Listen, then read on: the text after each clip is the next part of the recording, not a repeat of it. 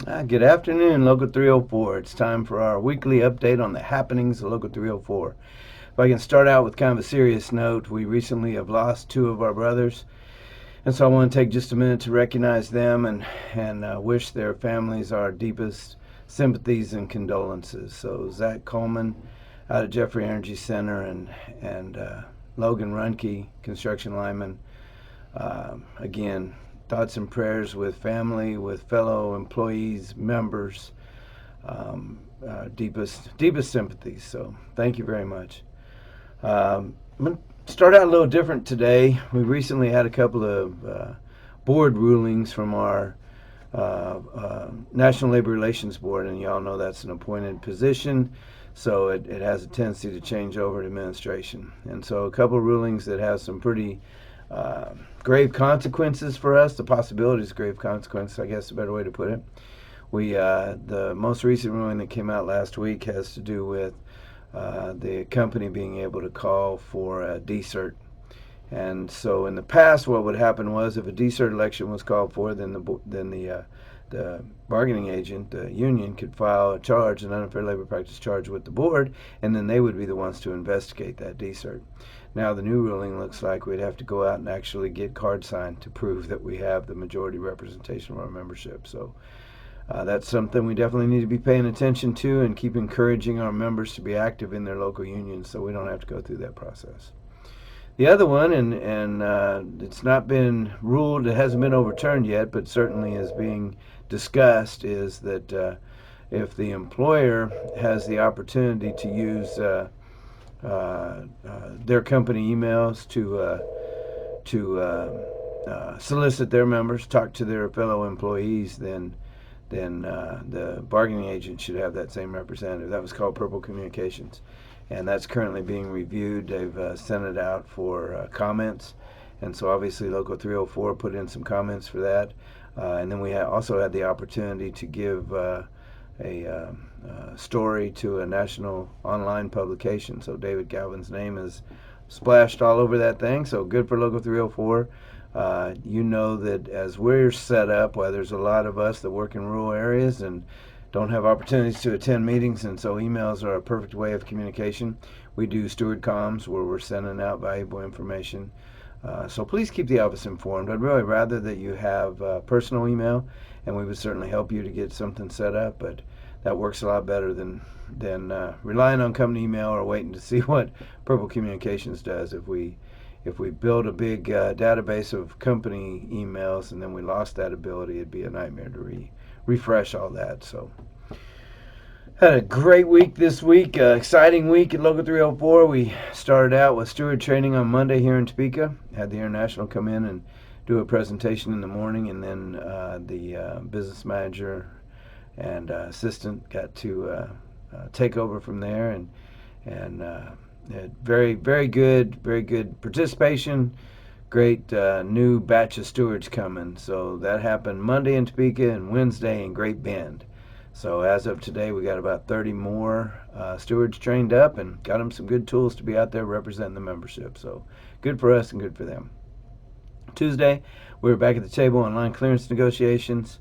That's been a long fight. Had a couple of turned down tentative agreements, and had a pretty good meeting on Tuesday, and we've got another tentative agreement going out to the membership.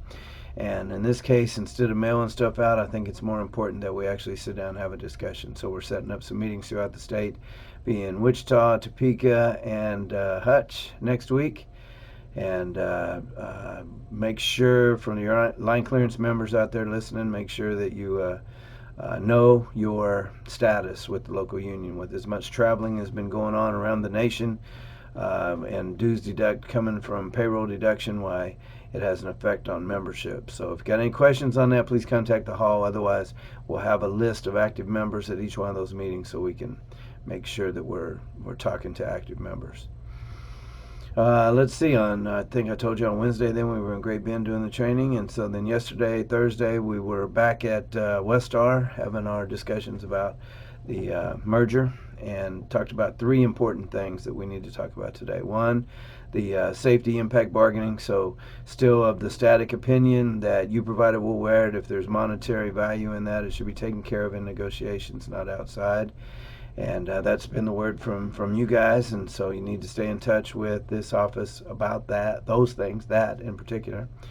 And then the 401k change was discussed, and lots of concern about making sure that we don't have another Cigna on our hands, that this goes a lot smoother than that, and I don't even want to compare the two, right? This has got to be completely different. So looking to set up a meeting with some gurus, if you will, that can give some direction to the company on how to make their presentations as they go around to the local areas and talk about it. And all this is going to happen pretty fast. The company's got a timeline of starting to get some information out to the affected employees the 1st of August, and change doesn't happen until December, but trying to make sure there's lots of communication so everybody's aware of how it's going to work. So I know there's a lot of devil in the details in those plans, and then administrative costs and that kind of stuff, and so I really want to make sure we're geared up with the right information. So stay tuned. We'll try to keep you informed of that, and obviously company will be doing that too. The other important issue we talked about yesterday is retirement. As you know, you've been made aware that they're merging all the retirement plans together. Initially it's going to be Wolf Creek, Legacy Westar, and then Evergy non-union. So the other unions have some trusts that are out there that has some other rules that are encompassing their plans. But the important stuff is we quizzed them on making sure that the fiduciary responsibility is still there to make sure that they are accurately funded, and that they are continue to be accurately funded independently. So there's different formulas, obviously, whenever it comes to retirement in each one of those plans, and so we want to make sure that each of us that are locked into a plan, that we actually get the opportunity to have that in our retirement. So the only reason the company's doing it is for economy of scale for their investments, so that the funds can make more money, but the funds still will be accounted for individually, and they're all properly funded. Lots of negotiations are happening out there. There's so many different contracts that are being negotiated. It's that time of year again. So if you know your contract's being negotiated, please stay in touch with your local negotiators. And any questions, you can call the hall. Obviously, we don't talk about specific proposals because we want to keep those close to the vest, but we can talk about what issues are being discussed and get direction on those issues. So stay in touch with your local reps and this office with any questions or concerns, and be active in that negotiations. The success of that negotiations really is the communication that goes along with that. Ken's Gas got some exciting things going on. Recently we're contacted about some organizing opportunities, so we're exploring those. And then we got our first IBEW pressure measurement position officially posted up in Northeast Kansas. So those are exciting times. Lots of churn going on at KGAS, so seeing lots of new employees like in a lot of other agreements.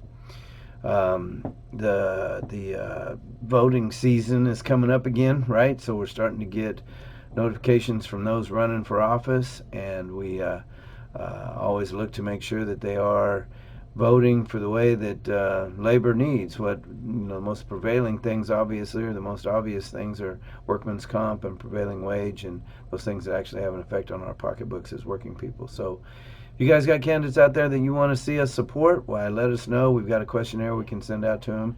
And then if you have questions about any one of those candidates running and you want to know what their voting record is for labor, we keep all that information also. So we compile that both off their legislative record as shared at the AFL-CIO level and at the Working Kansas Alliance level. So again, very, very important to be involved and educated when it comes to elections. The last thing that I will share with you today is this is the season to be concerned about safety. It seems that talking to your West End assistant this morning, July 15th to about September 15th, is the time frame that we see the highest incident rates. So it's important to remain focused on what we're doing. I know that it's hot. I know that the kiddos are wrapping up everything they've had going on all summer and getting ready to go back to schools. Those things all can be playing on our mind, so we definitely need to be staying focused. Where's that tiger? What's going to reach up and bite me? So, Local 304, I hope that you stay cool and have a great weekend, and we'll talk to you next week.